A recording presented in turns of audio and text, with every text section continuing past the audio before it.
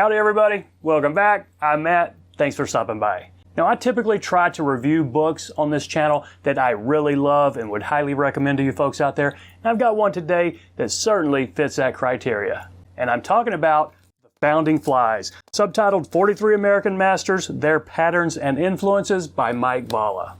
Now it's not a real new book, it's not old, it was published in 2013. It's a hardback book, 312 pages, high gloss, good quality paper with some beautiful photography and historic pictures in it. And you can tell that Mike Valla probably spent years writing and researching this book.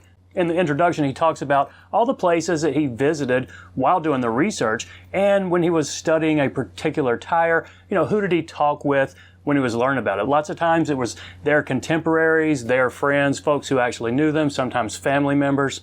And in doing this, he got a lot of great pictures, probably some old family photos in here, but he's also got some new pictures of old flies. Now the book is laid out in 40 chapters covering all 43 of the tires, because some of the chapters have a couple of tires each, like the Dets and the Darbys, they share a chapter. And he covers them all pretty much in chronological order, starting in the mid-1800s all the way up through the late 1960s. So let's flip through a couple of the sample chapters here. Very first one, Mary Orvis Marbury. We all know Mary Orvis Marbury. How it's laid out, got 2 or 3 pages of the text right here, and then, maybe some pictures of the flies and the history, and really just talking about this tire's significance to our sport.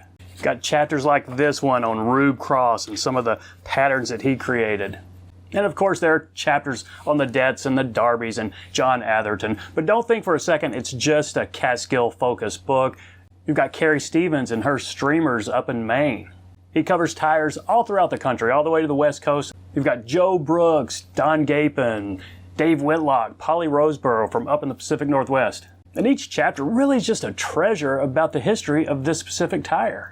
Then after those 40 chapters, the first appendix is a list of the recipes. And these are listed in alphabetical order from the tire. So you have John Atherton, and then you've got Ray Bergman right here, then Fran Betters, and all the patterns that he considers our founding flies, he talks about the recipe. Then the last section, and one of the things that I love about most of Mike Valla's books is he's got a bibliography. And this one, it's 5 pages of articles and books about fly tying. So if you ever get bored, and I do this from time to time, I will just flip through these and look for one and see if I can find an old used copy of that book out there. And I've found some true treasures just by doing that. So let's wrap it up. Who is this book for? Well, I wouldn't say it's for a brand new tire unless you're just really interested in the history of our sport. It's definitely not a how-to book, but it's got some beautiful pictures and just amazing history of the tires that we all know and admire.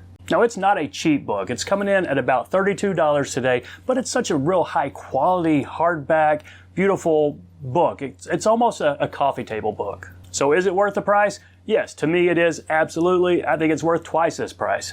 Okay, so I did pick up an extra copy, and as I like to do, I want to give it away here on the channel. So if you're new here, how we do this, just leave a comment. Anywhere in this comment, we're going to put #masters. Say anything you want in the comment, but just make sure you get that hashtag right there. And don't put a space in between the pound sign and the masters.